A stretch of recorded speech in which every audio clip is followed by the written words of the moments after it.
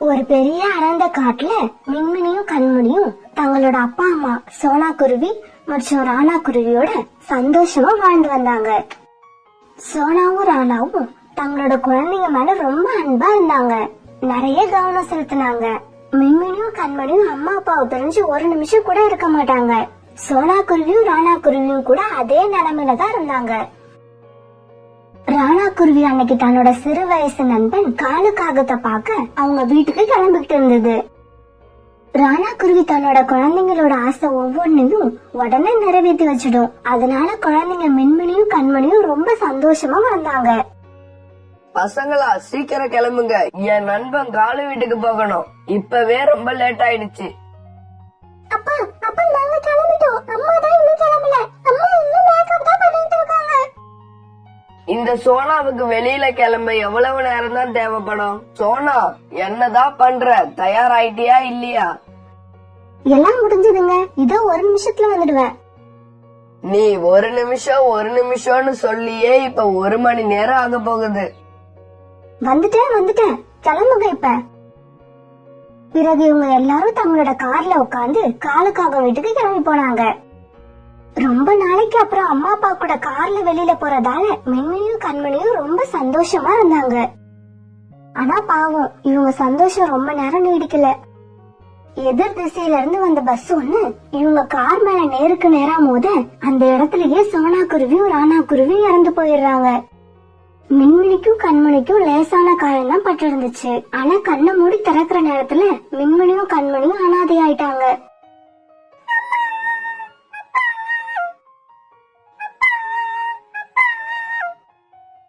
குழந்தைங்களா, அழாதீங்க. உங்களோட காலு பெரியப்பா இன்னும் உயிரோட தான் இருக்கேன். இந்த பெரியப்பா உயிரோட இருக்கிற வரைக்கும் நீங்க எதுக்காகவும் அழவே கூடாது. எனக்கு ஏற்கனவே ஒரு குழந்தை தான் இருந்தது. இப்ப உங்களையும் சேர்த்து எனக்கு 3 குழந்தைங்க. காலுக்காக மின்மினி கண்மணி இவங்க 2 பேரையும் தன்னோட வீட்டுக்கு அழைச்சுக்கிட்டு போச்சு. அங்க போய் தன்னோட மனைவி கோரிக்காகத்துக்கிட்ட இப்படி சொல்லுச்சு. கோரி, இவங்க 2 பேரும் என் நண்பர் ராணாவோட குழந்தைங்க. ராணாவை என் தம்பி மாதிரி நினைச்சேன். பாவம், இப்ப இந்த உலகத்துல ராணாவும் இல்ல, அவன் மனைவி சோனாவும் இல்ல. அதனால இப்ப இந்த 2 குழந்தைகளுக்கும் நம்மளை விட்டா வேற யாரும் இல்ல. இவங்களை நல்ல முறையில நாம தான் வளர்த்தாகணும். கோரிக்கு அந்த குழந்தைங்கள பார்க்க எரிச்சலா இருந்தது. காலுக்காகத்துக்கு மெதுவா கண்ணை காட்டி பக்கத்து ரூமுக்கு அழைச்சுக்கிட்டு போச்சு. காலேஜி, இது என்ன வீடா இல்ல அநாத ஆசிரமமா? எதுக்கு அவங்க இங்க அழைச்சிட்டு வந்தீங்க? இங்க பாருங்க, எனக்கு சுத்தியில வச்சு பேச தெரியாது. நேராவே சொல்றேன், என்னால இவங்கள வளர்க்க முடியாது. எனக்கும் ஒரு பையன் இருக்கான். நான் அவனை பாப்பனா இல்ல இவங்கள பாப்பனா? என்ன கோரி இப்படி பேசுற? அம்மாவையும் அப்பாவையும் ஒரே சமயத்துல இழந்துட்டு நிக்கிற அந்த குழந்தைங்க முகத்தை பார்த்தா உனக்கு பாவமா தெரியலையா? எனக்கு பாவமா தெரியல, பாரமா தெரியுது. உங்களுக்கு பாவமா தெரிஞ்சா நீங்களே வளர்த்துக்குங்க. கோரி இப்படி பேசுனதை கேட்ட காலுக்கு பயங்கர கோபம் வந்துடுச்சு. கோரி, அவங்க 2 பேரையும் நான் வளர்க்கறதா முடிவு பண்ணிட்டேன். என் முடிவுக்கு நீ கட்டுப்பட்டுதான் ஆகணும். காலு இப்படி கோபத்துல கத்த கோரி எதுவும் பேசாம சைலண்ட் ஆயிடுச்சு. அதுக்கு காரணம் கோரிக்காகத்துக்கும் காலுக்காகத்துக்கும் கல்யாணம் நடந்த அன்னைக்கு கோரியோட அம்மா கோரிக்கு பண்ணன அட்வைஸ் தான். கோரி, இது வரைக்கும் நம்ம வீட்டுல உன்னோட ராஜ்யம் தான் நடந்துகிட்டு இருந்துச்சு. போற இடத்துலயே அப்படியே இருக்கணும்னு நினைக்காத. உன்னோட கோபத்தை எல்லாம் குறைச்சிக்க. மாப்பிளைய பார்த்தா ரொம்ப அமைதியானவரா தெரியுது. அமைதியானவங்களுக்கு கோபம் வந்தா நம்மளால தாங்க முடியாது. அதனால மாப்பிளைக்கு கோபம் வராப்பல நடந்துக்காத. கோரி, நான் கொஞ்சம் வேலைய ரொம்ப தூரம் போக வேண்டியிருக்கு. வர்றதுக்கு 1 மாசம் ஆகும். மின்மினி கண்மணிய பத்திரமா பாத்துக்க. ஏன்னா அவங்களுக்கு நம்மளை விட்டா வேற யாரும் இல்ல. தெரியுது. அதே மாதிரி நம்ம குழந்தை ஜக்கு மேலயும் கொஞ்சம் பாசம் வைக்க கத்துக்குங்க. கோரி, குழந்தைங்களை பிரிச்சு பாக்குறது நீதான். என்னை பொறுத்த வரைக்கும் எனக்கு 3 பேரும் ஒண்ணுதான். அப்புறம் இந்த பணத்தை வச்சுக்க. 3 பேரையும் இந்த மாசம் ஸ்கூல்ல சேர்த்துடு. அவங்க 3 பேரும் ஒன்னா போயிட்டு ஒன்னாவே வரட்டும். இப்படி சொன்ன காலு வேலைக்காக வெளியூருக்கு கிளம்பி போச்சு. இதுங்களுக்கு சோறு போட்டு வளர்க்கறது பத்தாதான், ஸ்கூல்ல வேற சேர்க்கணுமா? இந்த மனுஷனுக்கு என்ன பைத்தியமா பிடிச்சு போச்சு? இப்படியே செலவு பண்ணிட்டு இருந்தா என் நிலைமை, என் பையன் நிலைமை என்ன ஆகுறது? இந்த பணத்தை இப்படியே வச்சுக்கிட்டா நமக்கும் நம்ம பையன் ஜக்குக்கும் ஆகும். மின்மினி கண்மணி 2 பேருக்கு என்ன மகாராணின்னு நினைப்பா? எழுந்துருங்க சீக்கிரம். இது ஒண்ணும் உங்க அப்பா வீடு இல்ல இஷ்டத்துக்கு தூங்கறதுக்கு. எழுந்திருச்சு வேலையை பாருங்க. ராத்திரி உபயோகிச்ச பாத்திரம் எல்லாம் கிடக்கு, அத சுத்தம் பண்ணிட்டு சாப்பாட ரெடி பண்ணு. கண்மணி, நீ வீட்டை எல்லாம் சுத்தம் பண்ணு. இங்க பாரு, சுத்தம் பண்றப்ப கவனமா பண்ணணும். ஏதாவது குப்பை இருந்துச்சு உங்க நிலைமை ரொம்ப மோசமாயிடும். இப்படி சொன்ன கோரிக்காகும் 2 பேரையும் வச்சு ரொம்ப வேலை வாங்குச்சு. அவங்களுக்கு ஓய்வும் கொடுக்கல. ஒரு வேலை முடிஞ்சா அடுத்த வேலை, அந்த வேலையும் முடிஞ்சா அதுக்கும் அடுத்த வேலை, இப்படி வேலை கொடுத்துக்கிட்டே இருந்துச்சு. பாவம் மின்மினியும் கண்மணியும் ரொம்ப களைச்சு போனாங்க. இவங்க செய்யற வேலையில ஏதாவது தப்பு கண்டுபிடிச்சா பெரம்பு குச்சியை எடுத்து அடிக்கவும் செய்யும். கோரிக்காக அவங்களை இப்படி நல்லா வேலை வாங்கினா கூட அவங்களுக்கு நல்ல சாப்பாடு போடாது. முதல் நாள் மீந்து போன ரொட்டி, சாதம், இப்படி இவைகளை தான் கொடுக்கும். எனக்கு இந்த உணவு பிடிக்கவே இல்ல, நல்லாவும் இல்ல. அதுக்காக நம்ம என்ன செய்ய முடியும்? சாப்பாடு நல்லா இல்லைன்னு சொன்னா பெரியம்மா நம்மள வீட்டை விட்டு அனுப்பிடுவாங்க. அப்படி அனுப்புனா நம்ம எங்க போறது? அதனால பெரியப்பா வர வரைக்கும் எல்லாத்தையும் தாங்கிட்டு தான் இருக்கணும். இப்படியே சில நாட்கள் நகர்ந்துச்சு. மின்மினி, கண்மணி, ஜக்கு இவங்க 3 பேரும் ஸ்கூல்ல சேர்க்க வேண்டிய நாளும் வந்துச்சு. ஆனா கோரி ஜக்குவை மட்டும் அழைச்சுக்கிட்டு போய் ஸ்கூல்ல அட்மிஷன் போட்டுட்டு வந்துச்சு. வீட்டுக்கு வரப்ப ஜக்கு ஸ்கூலுக்கு போக தேவையான பொருட்களையும் வாங்கி வந்துச்சு. மின்மினியும் கண்மணியும் அந்த பொருட்களை எல்லாம் ஏக்கமா பார்த்தாங்களே தவிர ஒரு வார்த்தை கூட பேசல. அம்மா அம்மா, அப்பா அந்த 2 அக்காவையும் ஸ்கூல்ல சேர்க்க சொல்லி தானே நிறைய பணம் கொடுத்துட்டு போனாங்க. அப்புறம் ஏமா நீ அவங்கள ஸ்கூல்ல சேர்க்கவே இல்ல? ஜக்கு, நீ சின்ன பையன், அதனால அதிக பிரசங்கித்தனமா எதுவும் பேசக்கூடாது. வயதுக்கு மீறிய வேலைகளை செஞ்சதாலையும் சரியா சாப்பிடாத காரணத்தாலையும் அப்புறம் கோரியால ஏற்பட்ட மன உளைச்சலாலையும் மின்மினிக்கும் கண்மணிக்கும் ஜுரமே வந்துடுச்சு. அப்ப கூட கோரி அவங்கள என்ன ஏதுன்னு கண்டுக்கவே இல்ல. மின்மினியும் கண்மணியும் ஒரு ரூமுக்குள்ளேயே முடங்கி கிடந்தாங்க. அப்புறம் ஒரு நாள் காலுக்காக திரும்பி வந்துச்சு. பசங்க 3 பேரையும் பாக்குற ஆசையில அது நேரா ஸ்கூலுக்கே போச்சு. அப்பதான் காலுவுக்கு தெரிஞ்சது மின்மினி, கண்மணி இவங்க 2 பேரையும் ஸ்கூல்ல கோரி சேர்க்கவே இல்லைன்னு. ஜக்கு, என்ன நீ மட்டும் வர? மின்மினியும் கண்மணியும் எங்க? அப்பா, அவங்க எப்படி ஸ்கூலுக்கு வர முடியும்? அம்மா தான் அவங்கள ஸ்கூல்ல சேர்க்கவே இல்லையே. ஸ்கூல்ல சேர்க்கவே இல்லையா? ஏன்? அப்பா, அம்மா அவங்க 2 பேரையும் தான் வீட்டு வேலையெல்லாம் செய்ய வைக்கிறாங்க. அந்த அக்கா 2 பேரும் பாவம். அம்மா அவங்களுக்கு சரியான சாப்பாடு கூட கொடுக்கறது இல்ல. ஒரு சின்ன தப்பு பண்ணனா கூட அம்மா அந்த 2 அக்காவையும் குச்சி எடுத்து அடின்னு அடிக்கிறாங்க. இதையெல்லாம் கேள்விப்பட்ட காலு ரொம்ப சோகமாயிடுச்சு. நேரா வீட்டுக்கு போய் கண்மணியையும் மின்மணியையும் பார்த்துச்சு. 2 பேரையும் தொட்டு பார்த்த காலு அவங்களுக்கு ரொம்ப ஜுரம் இருக்கிறத தெரிஞ்சுக்கிச்சு. கண்மணி, ஏன் 2 பேரும் இவ்வளவு ஜுரத்தோட வீட்லயே இருக்கீங்க? உங்களுக்கு ஜுரம் இருக்குன்னு பெரியம்மா கிட்ட சொன்னீங்களா இல்லையா? பெரியப்பா, பெரியம்மா கிட்ட ஹாஸ்பிடல் அழைச்சிட்டு போங்கன்னு சொல்லுவோம். இன்னைக்கு போகலாம், நாளைக்கு போகலாம்னு சொல்லுவாங்க. ஆனா இப்ப வரைக்கும் அழைச்சிட்டே போகல.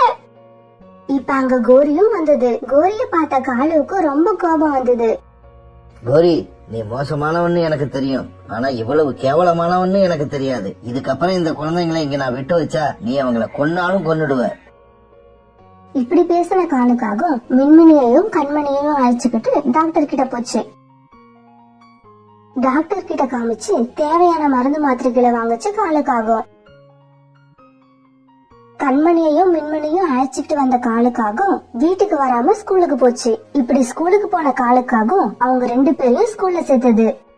அப்படியே அங்க இருந்த ஹாஸ்டல்லயும் சேர்த்துடுச்சு. சார், என் குழந்தைகளை நீங்க பாதுகாப்பாவும் அன்பாவும் பாத்துப்பீங்கன்னு நம்பிதான் ஹாஸ்டல்ல சேர்க்கிறேன். அவங்களுக்கு இங்க எந்த குறையும் இருக்க கூடாது. எவ்வளவு செலவானாலும் பிரச்சனை இல்ல. என் குழந்தைங்க சந்தோஷமா இருக்கணும், நல்லா படிக்கணும். உங்க குழந்தைகளை பத்தி நீங்க கவலைப்பட தேவையில்லை. நாங்க இங்க உங்க குழந்தைகளை ரொம்ப அன்பாவும் பாதுகாப்பாவும் கவனிச்சுப்போம். மின்மினி, கண்மணி, நீங்க 2 பேரும் மனசுல எந்த கவலையும் இல்லாம சந்தோஷமா படிக்கணும். உங்களுக்கு எது தேவையா இருந்தாலும் என்ன கேளுங்க. இனிமே உங்க வாழ்க்கையில துன்பமே இருக்க கூடாது. இப்படி ஹாஸ்டல்ல சேர்ந்த மின்மினியும் கண்மணியும் நல்லா படிச்சாங்க. ஆனா 2 பேருக்கும் ராத்திரி தூங்கும் போது பெரியப்பாவோட ஞாபகம் இருந்துச்சு. காலும் அடிக்கடி கண்மணி, மின்மினிய பத்தி நினைச்சுக்கிட்டே இருந்துச்சு. இப்ப எல்லாம் கோரியும் ரொம்ப வருத்தமாவே இருந்தது. அதுக்கு காரணம் காலுக்காக கோரி கிட்ட பேசுறதே கிடையாது, கோரி முகத்தை பாக்குறதும் கிடையாது. இப்படியே சில நாட்கள் நகர்ந்துச்சு. காலுக்காக ஜக்குவை அழைச்சுக்கிட்டு மாதம் ஒரு தடவை கண்மணியையும் மின்மணியும் பார்க்க போகும். அப்படி போறப்ப அவங்களுக்கு தேவையான எல்லா பொருட்களையும் வாங்கிக்கிட்டு போகும். ஜக்குவை பார்த்து அவங்க ஜக்கு கூட ரொம்ப நேரம் விளையாடுவாங்க. இவங்க இப்படி ஒத்துமையா விளையாடுறத பாக்குற காலுவோட கண்ணுல ஆனந்த கண்ணீர் வந்துகிட்டே இருக்கும். விளையாடி முடிச்ச கண்மணியும் மின்மணியும் காலுக்காக அதை பார்த்து இப்படி கேட்டாங்க, பெரியம்மாவா? அவ எப்படி இருக்கான்னே எனக்கு தெரியாது. ஏன்னா நான் அவ கூட பேசுறதே கிடையாது. இப்படி சொல்ல ஆரம்பிச்ச கண்மணியும் மின்மணியும் கோரிய பத்தி நிறைய பேசினாங்க. இப்படி பேசுறது எல்லாம் ஜக்கு உன்னிப்பா கேட்டுக்கிட்டே இருந்தான். இப்படி ஹாஸ்டல்ல இருந்து வீட்டுக்கு போன காலுக்காக தூங்கினதுக்கு அப்புறம் கோரி மெதுவா ஜக்கு கிட்ட இப்படி கேட்டுச்சு, ஜக்கு, நீங்க 2 பேரும் இன்னைக்கு ஹாஸ்டலுக்கு தானே போயிட்டு வர்றீங்க? ஆமாமா, அங்கதான் போயிட்டு வரோம். ஜக்கு, அவங்க 2 பேரும் எப்படி இருக்காங்க? நீ எதுக்குமா அவங்கள பத்தி கேக்குற? அவங்க 2 பேரும் உனக்கு பெரிய தொல்லையா தானே இருந்தாங்க. அப்ப அப்படிதான்டா தோணுச்சு. இப்ப என்னவோ நான் தப்பு பண்ணிட்ட மாதிரி தோணுது. அம்மா, நீ தாம்மா அந்த 2 அக்கா மேலேயே வெறுப்ப கொட்டுன. ஆனா அவங்க 2 பேரும் உன்னை பத்தி இப்ப கூட எப்படி பேசுறாங்க தெரியுமா? அம்மாவை பத்தி என்னடா சொன்னாங்க? அப்பா இப்பெல்லாம் நான் அவ கூட பேசுறதே இல்லன்னு சொன்னாங்க. அதுக்கு அவங்க 2 பேரும் என்ன தெரியுமா சொன்னாங்க? பெரியப்பா, நீங்க இப்படி எல்லாம் பெரியம்மா கூட பேசாம இருக்க கூடாது. உங்களையும் ஜக்குவையும் விட்டா அவங்களுக்கு யார் தெரிப்பா இருக்கா? பெரியம்மாவோட உலகமே நீங்களும் ஜக்குவும் தான். இப்ப நீங்களும் பேசலனா அவங்க மனசு எவ்வளவு கஷ்டப்படும். அப்புறம் பெரியம்மாவுக்கு நாங்க அந்த வீட்ல இருக்கிறதும் பிடிக்கல. ஆமா பெரியப்பா, அப்படி சொன்னீங்கன்னா பெரியம்மா ரொம்ப சந்தோஷமா இருப்பாங்க. நீங்க 3 பேரும் பழையபடி ஒண்ணா சந்தோஷமா இருக்கணும். எங்களால யாரும் கஷ்டப்படக்கூடாது. இத மௌனமா கேட்டுக்கிட்டு இருந்த கோரியோட கண்ணுல கண்ணீர் வர ஆரம்பிச்சது. அவங்க 2 பேருக்கும் ஜுரம் வந்தப்ப கூட அவங்கள டாக்டர் கிட்ட அழைச்சுக்கிட்டு போகாம தறந்தது நினைச்சா கோரிக்கு இது ரொம்ப கேவலமா இருந்துச்சு.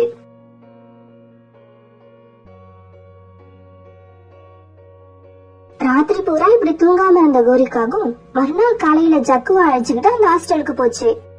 கோரிய பார்த்து அவங்க எதுவும் பேசாம தயங்கி தயங்கி நின்னாங்க. ஆனா கோரி தானா போய் அவங்க 2 பேரையும் தன்னோட நெஞ்சில அணைச்சுக்கிச்சு.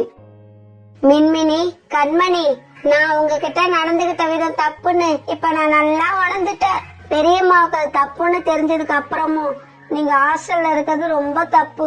உடனே கிளம்புங்க நம்ம வீட்டுக்கு. இனிமே நீங்க இந்த ஹாஸ்டல்ல இருக்க கூடாது.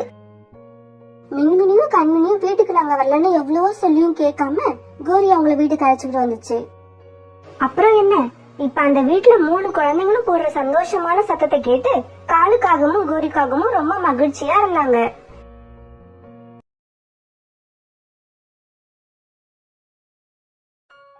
சோளா குருவி தான் கணவர் ராணா, ஒரே பையன் குக்கு. இவங்க கூட தன்னோட சின்ன வீட்டுல வாழ்ந்து வந்துச்சு. இவங்க குடும்பம் ரொம்ப ஏழை குடும்பமா இருந்தது. சோளா குருவியோட கணவர் ராணாவுக்கு சரியான வேலை எதுவும் இல்லாம இருந்ததுதான் இதுக்கு காரணம். குக்காப்பா, சீக்கிரம் போய் அரிசி வாங்கிட்டு வாங்க, குக்கு பசிக்குதுன்னு சொல்றான். சோனு, என்கிட்ட இருந்த பணத்துக்கெல்லாம் நேத்து தானே மளிகை ஜாமான் வாங்கிட்டு வந்தேன். இப்ப என்கிட்ட பணமே இல்லையே, என்ன பண்றது? ராணா குருவி கிட்ட பணம் சுத்தமா இல்லனா கூட குக்குவோட பசிய போக்க கடைக்கார்கிட்ட போய் கடனா அரிசி வாங்கறதுக்காக கடையை நோக்கி பறந்து போச்சு. கடைக்காரரே, 1 கிலோ அரிசி கொடுங்க, இதுக்கான பணத்தை நாளைக்கு தரேன்.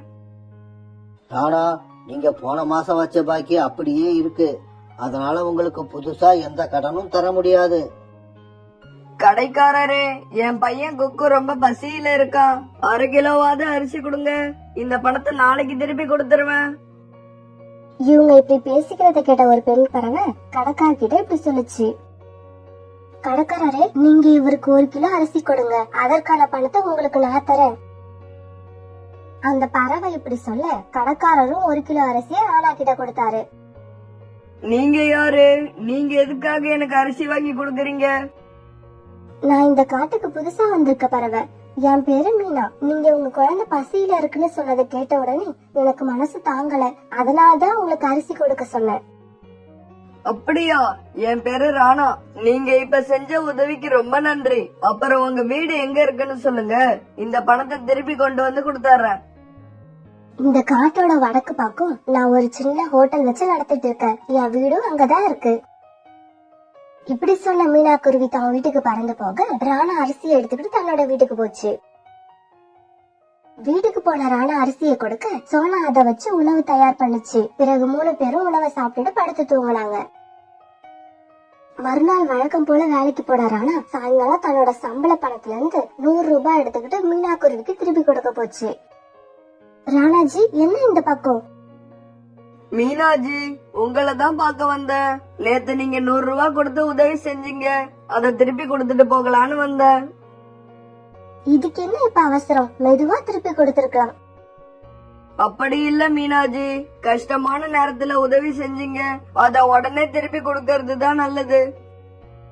இப்படி சொல்லிட்டு ராணா கிளம்ப தயாரானதும் மீனா ராணா குருவிக்கிட்ட இப்படி சொல்லிச்சு. ராணாஜி, இதுதான் என்னோட ஹோட்டல். இத நான் தான் பாத்துக்கிறேன். என்னோட கணவர் இறந்து போயிட்டாரு. எனக்கு ஒரு பெண் குழந்தை மட்டும்தான் இருக்கு. அவளை பாத்துக்க நான் அடிக்கடி வீட்டுக்கு போயிடுவேன். அதனால எனக்கு இப்ப ஒரு நம்பிக்கை உள்ள வேலைக்கார தேவை. உங்களுக்கு தெரிஞ்ச யாராவது அப்படி இருந்தா சொல்லுங்க.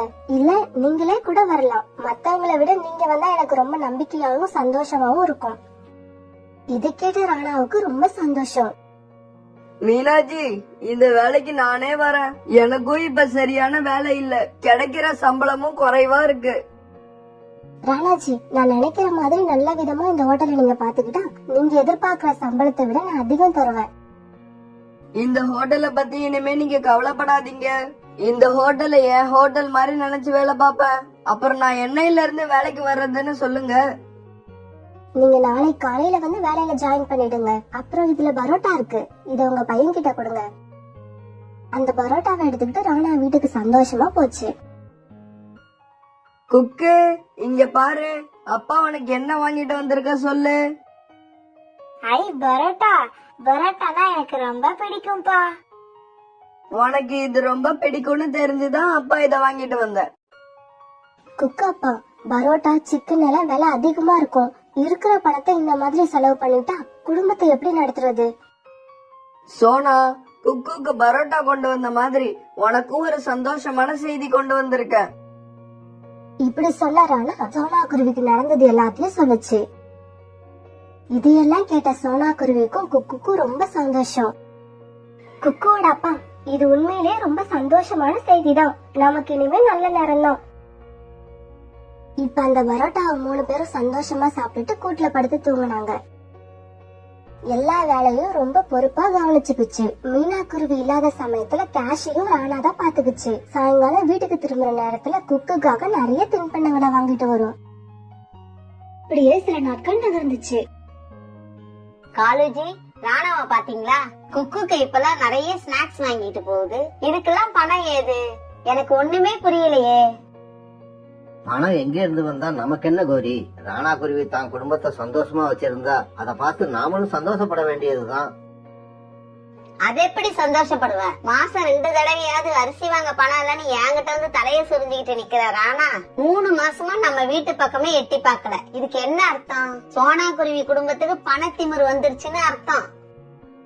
கோரி, நீ அர்த்தம் பாக்குற டிக்ஷனரியில நிறைய தப்பு தப்பா அர்த்தம் இருக்குன்னு நினைக்கிறேன். அதை தூக்கி போட்டுட்டு புதுசா ஒரு டிக்ஷனரி வாங்கிக்க. காலுஜி, ராணா கடன் கேட்க வரல, அத கூட பொறுத்துப்ப. அன்னைக்கு சோனாவை பாக்குறான், அவ கழுத்துல சரடு தொங்குது. அத பார்த்து நான் எவ்வளவு கஷ்டப்பட்டேன்னு எனக்கு தான் தெரியும். இதை இப்படியே விடக்கூடாது காலுஜி. அடுத்தவங்க நல்லா இருந்தா இவளுக்கு ஏன் பொறுக்க மாட்டேங்குது? அதுக்கு இப்ப என்னதான் பண்ண போற? கேம் விளையாட போறேன் காலுஜி. சோனாவோட வாழ்க்கையில சின்னதா ஒரு கேம் விளையாட போறேன். சரி, நீ கேம் விளையாண்டு அதனால சோனா குருவி குடும்பத்துல ஒரு பெரிய பிரச்சனை வருதுன்னு வச்சுக்க. அதனால உனக்கு என்ன லாபம்? என்ன காலுஜி இப்படி கேட்டுட்டீங்க? என்னால ஒரு குடும்பம் பிரிஞ்சு நடுத்தருக்கு வருதுன்னு வச்சுக்கோங்க. அத பாக்குறப்ப வர்ற சந்தோஷம் இருக்கே, அத வார்த்தைகளால சொல்லவே முடியாது. அனுபவிச்சாதான் புரியும். அன்னைக்கு சாயங்காலம் வழக்கம் போல வீட்டுக்கு திரும்பிக்கிட்டு இருந்த ராணா குருவிய கோரி தடுத்து நிறுத்துச்சு. என்ன ராணா, இப்பெல்லாம் ரொம்ப சந்தோஷமா இருக்க போல இருக்கு. ஆமா, எனக்கு ஒரு நல்ல வேலை கிடைச்சிருக்கு. அதனால நான் உண்மையிலேயே சந்தோஷமா தான் இருக்கேன். காலேஜி, ராணாவுக்கு இப்ப நல்ல வேலை மட்டும் தான் கிடைச்சிருக்கு. கூடிய சீக்கிரம் பணக்கார மனைவியும் கிடைக்க போறாங்க. பணக்கார மனைவியா? என்ன சொல்ற நீ? மீனாவோட ஹோட்டல்ல சாப்பிட வர்ற பறவைங்க எல்லாம் மீனாவையும் ராணாவையும் கணவன் மனைவினே நினைச்சிட்டு இருக்காங்க. இப்படி நிறைய பேர் பேசுறத நானே கேட்டிருக்கேன். பேசுறவங்க 1000 பேசுவாங்க. நாம நம்ம வேலையை மட்டும் பாக்கறது தான் நல்லதுன்னு நினைக்கிறவனா. ஓகே ராதா, நீ அப்படி நினைக்கல, மீனா குருவி அப்படி நினைச்சா நீ மாட்டேன்னா சொல்ல போற? கோரி, எனக்கு கல்யாணம் ஆகி மனைவியும் மகனும் இருக்கிறாங்க. அத மறந்துட்டு பேசாதீங்க. ஆமா, மனைவி, ஊர்ல இல்லாத மனைவி. வீட்டுக்குள்ள போனா சம்பளத்தை பத்தியும் செலவு கணக்க பத்தியும் பேசுறவதான் உன் மனைவி சோனா. பணத்தை தவிர அவளுக்கு வேற ஏதாவது நினைப்பு இருக்கா? ஆமா, மீனா குருவி மனசுல ராணா இருக்குன்னு நீ எதை வச்சு சொல்ற? ஒரு நாள் இந்த ஹோட்டலுக்கு போனப்ப ராணாவோட வேலையெல்லாம் எப்படி இருக்குன்னு மீனாவை பார்த்து கேட்டேன். அதுக்கு அந்த மீனா என்ன தெரியுமா சொல்லுச்சு? ராணா வேலைக்காரன் மாதிரியே வேலை பார்க்கல, தன்னோட சொந்த ஹோட்டலை பாத்துக்கிற மாதிரி பாத்துக்கிறாரு. பாக்குறவங்க எல்லாம் அவர் எங்க குடும்பத்துல ஒருத்தர்னே நினைக்கிறாங்க. இப்ப சொல்லுங்க, மீனா குருவி மனசுல ராணாவை பத்தி அப்படி ஒரு எண்ணம் இருக்கா இல்லையான்னு? உண்மையாவா? மீனாஜி அப்படியா சொன்னாங்க? நான் என்ன பொய்யா சொல்றேன்? மீனா நகரத்துல படிச்சு வளர்ந்த பொண்ணு, சொந்தமா தொழில் பண்ணி பணக்காரியா இருக்கு. சோனா மாதிரி வீட்டுக்குள்ளேயே உட்கார்ந்துகிட்டு ராணா கொண்டு போற பணத்தை செலவு பண்ணிட்டு செலவு கணக்கை எழுதி வைக்கிறவ கிடையாது. ராணா புத்திசாலியா இருந்தா இவ்வளவு நேரம் நான் சொன்னதெல்லாம் புரிஞ்சிருக்கும். இப்படி சொன்ன கோரி காலம் அழைச்சுக்கிட்டு பறந்து போயிடுச்சு. கோரி, மீனா குருவி உண்மையிலேயே நீ சொன்ன மாதிரியா சொல்லுச்சு? காலுஜி, நான் சொன்னதெல்லாம் போய் தான். ஆனா இதுக்கப்புறம் மீனா ராணா கிட்ட சாதாரணமா பேசினா கூட ராணாவுக்கு எப்படி தெரியுமா தோணும்? மீனா அவனை லவ் பண்ற மாதிரியே தோணும். கோரி சொன்னதையெல்லாம் மனசுல நினைச்சுக்கிட்டே வீட்டுக்கு போன ராணா மனசுல ஒரு புது உற்சாகம் வந்தது. காரணம் இல்லாம அடிக்கடி மீனாவை பத்தியே நினைச்சுக்கிட்டு இருந்தான். இப்ப வீட்டுக்கு போன ராணா வழக்கம் போல வந்து மேல ஏற குக்குவ கோபமா திட்டினான். குக்கு, என்னது? ஏன் இப்படி வந்தது வராததுமா வந்து மேல ஏறுற? ராணா இப்படி சொன்னதும் குக்கு கோச்சுக்கிட்டு எதையும் சாப்பிடாம போய் படுத்துட்டான். குக்குவோட அப்பா, ஏன் இப்படி அவனை திட்டுறீங்க? அவன் கோச்சுக்கிட்டு போய் படுத்துட்டான் பாருங்க. சோனா, வேலைக்கு போயிட்டு வரனா இப்படி டென்ஷனா தான் இருப்பேன். நீங்க தான் அட்ஜஸ்ட் பண்ணிக்கணும். சரி சரி, நான் அவன்கிட்ட சொல்றேன். போன மாசம் உங்க சம்பளத்துல எல்லா செலவும் போக நம்ம கையில 2000 ரூபாய் இருக்கு. சோனா, ஏன் இப்படி பணம் பணம்னே அலையிற? பணத்தை விட்டா வேற நினைப்பே கிடையாதா உனக்கு? ராணா இப்படி பேசுனதை கேட்ட சோனாவுக்கு ரொம்ப ஆச்சரியமா இருந்துச்சு. இருந்தாலும் இப்ப என்ன கேட்டாலும் சண்டைதான் வரும்னு நினைச்சு குக்கு கூட படுத்து அழுதுகிட்டே தூங்கிட்டான். அன்னைக்கு ராத்திரி ராணாவுக்கு தூக்கமே வரல. மீனா அவனை பார்த்து ஐ லவ் யூ சொல்ற மாதிரியே இருந்தது. மறுநாள் வேலைக்கு போன ராணாவோட நடவடிக்கை எல்லாம் ரொம்ப புதுசா இருந்துச்சு. அடிக்கடி மீனாவையே பார்த்தான். மீனா மத்தவங்க கிட்ட பேசுறத உன்னிப்பா கவனிக்க ஆரம்பிச்சான். ஆமா ஆமா, நீங்க சொல்றது உண்மைதான். ராணா எனக்கு கிடைச்சது என்னோட அதிர்ஷ்டம் தான். இவ்வளவு பொறுப்பா யாருமே இருக்க மாட்டாங்க. சுருக்கமா சொல்லணும்னா ராணா இல்லனா இந்த ஹோட்டலும் இல்ல, நானும் இல்ல. இத கேட்ட ராணாவுக்கு வானத்துல மிதக்கிற மாதிரி இருந்துச்சு. இப்ப எல்லாம் ராணாவுக்கு வீட்டுக்கு வந்தோடனே குக்கு கிட்டயும் சோனா கிட்டயும் எரிச்சலா பேசுறது வழக்கமாயிடுச்சு. சோனா பணத்தை பத்தி பேசினாலே எரிஞ்சு விழுந்தான். அவளை எதிர்த்து பேசாத சோனா படுக்கையில படுத்து அழுதுகிட்டே இறைவன் கிட்ட வேணுனான். கடவுளே, என் வீட்டுக்காரருக்கு என்னாச்சு?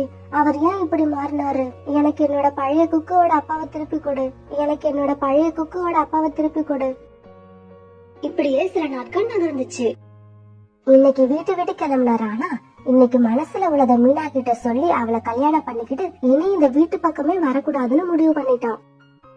போற வழியில ஒரு ரோஜா பூவை பறிச்சுக்கிட்டு ராணா உற்சாகமா கடைக்கு பறந்து போச்சு. ராணாஜி, இன்னைக்கு என்ன ரொம்ப சந்தோஷமா இருக்கீங்க? அப்புறம் கையில ரோஸ் வேற வச்சிருக்கீங்க. மீனாஜி, இந்த ரோஸ் உங்களுக்காக தான். எனக்கா? எனக்கு எதுக்கு? மீனாஜி, உங்க மனசுல உள்ளத நீங்க மறைக்கலாம், ஆனா என்னால அப்படி முடியல. நான் உங்களை காதலிக்கிறேன், கல்யாணம் பண்ணிக்க ஆசைப்படுறேன். ராணா இப்படி சொன்ன உடனே மீனா குருவி கொஞ்ச நேரம் பேசாம ராணாவையே பாத்துக்கிட்டு இருந்துச்சு. ராணா, நான் நல்ல மாப்பிள்ளையா கிடைச்சா கல்யாணம் பண்ணிக்கலாம்னு நினைச்சது உண்மைதான். ஆனா அது கண்டிப்பா நீங்க இல்ல. மீனாஜி, நானும் நல்லவன் தான். கல்யாணத்துக்கு அப்புறம் உங்களையும் உங்க குழந்தையையும் நல்லா பாத்துப்பேன். சோனாவையும் உங்க பையன் குக்குவ பத்தியும் கவலைப்படாம அவங்கள தவிக்க விட்டுட்டு இப்ப என்னையும் என் குழந்தையும் நல்லா பாத்துப்பேன்னு சொல்றீங்களே, உங்களுக்கு வெக்கமா இல்ல? மீனா இப்படி கேட்டதுக்கு அப்புறம் தான் நம்ம தப்பு பண்ணிட்டோமோன்னு ராணாவோட மனசுல சின்னதா ஒரு பயம் வந்தது. அதனால அவன் எதுவும் பேசாம மௌனமா இருந்தான். அன்னைக்கு மல்லிகை கடையில உங்களுக்கு 100 ரூபாய் கடன் கொடுத்ததும் உங்க குடும்பத்துக்காக தான். உங்க மனசுல இப்படி ஒரு எண்ணம் இருக்குன்னு தெரிஞ்சதுக்கு அப்புறமும் உங்களை வேலையை விட்டு போக சொல்லாம இருக்க காரணமும் உங்க குடும்பம் தான். மீனாஜி, என்ன மன்னிச்சிடுங்க. நான் தெரியாம பெரிய தப்பு பண்ணிட்டேன். நீங்க இப்ப வீட்டுக்கு கிளம்புங்க. உங்களுக்கு இன்னைக்கு சம்பளத்தோட லீவு தரேன். எனக்கு கொடுக்க எடுத்துக்கிட்டு வந்த பூவை கொண்டு போய் உங்க மனைவி சோனா கிட்ட கொடுங்க. இன்னைக்கு சோனாவையும் குக்குவையும் எங்கேயாவது வெளியில அழைச்சுக்கிட்டு போய் அவங்க உங்க மேல எவ்வளவு அன்பு வச்சிருக்காங்க அப்படிங்கறத உணர்ந்து நீங்களும் அவங்க மேல அன்பு செலுத்துங்க. இப்படி சொன்ன மீனா அன்னைக்கான சம்பள பணத்தை ராணாவுக்கு கொடுத்தது. இப்ப ராணா நேரா வீட்டுக்கு போச்சு. போற வழியில எல்லாம் தான் செஞ்சதை பத்தி நினைக்க அதுக்கே வெக்கமா இருந்துச்சு. வீட்டுக்கு வந்த உடனே ஒதுங்கி நின்ன குக்குவை போய் வலுக்கட்டாயமா தூக்கிடுச்சு. அப்பா, இப்ப என் மேல உங்களுக்கு கோபம் இல்லையா? இல்லடி செல்லம், அப்பா இனிமே உன்கிட்டயும் அம்மா கிட்டயும் எப்பவுமே கோவப்பட மாட்டேன். இப்ப கொஞ்ச நாளா என்னையும் அம்மாவையும் திட்டிக்கிட்டே இருந்தீங்கல்ல, அது ஏன்? குக்கு இப்படி கேட்க ராணாவோட கண்ணுல அவனையும் அறியாம கண்ணீர் வந்துடுச்சு. குக்குவோட அப்பா, ஏன் அழுகுறீங்க? அவன் ஏதோ தெரியாம கேட்டுட்டான். அவன் கேட்டதுல எந்த தப்பும் இல்ல சொன்னா. இப்ப கொஞ்ச நாளா என் மனசுல நிறைய அழுக்கு இருந்தது. இப்ப கண்ணீர் விட்டு அந்த அழுக்கை எல்லாம் சுத்தம் பண்ணிக்கிட்டு இருக்கேன். இப்படி சொன்ன ராணா சோனாவையும் குக்குவையும் அழைச்சுக்கிட்டு பக்கத்துல உள்ள அருவிக்கு போச்சு. அங்க போய் 3 பேரும் சந்தோஷமா பொழுது போக்குனாங்க.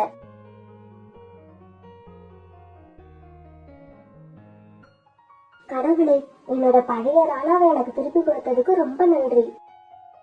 ஃப்ரெண்ட்ஸ், நம்மளோட வாழ்க்கையில ஏதாவது பொருள் அல்லது நபர் மேல ஆசைப்படும் போது இந்த ஆசை தேவைதானான்னு ஒரு தடவை நல்லா யோசிக்குங்க. தேவையில்லாம பறக்கிறதுக்கு ஆசைப்பட்டு இருக்கிறத விட்டுடக்கூடாது.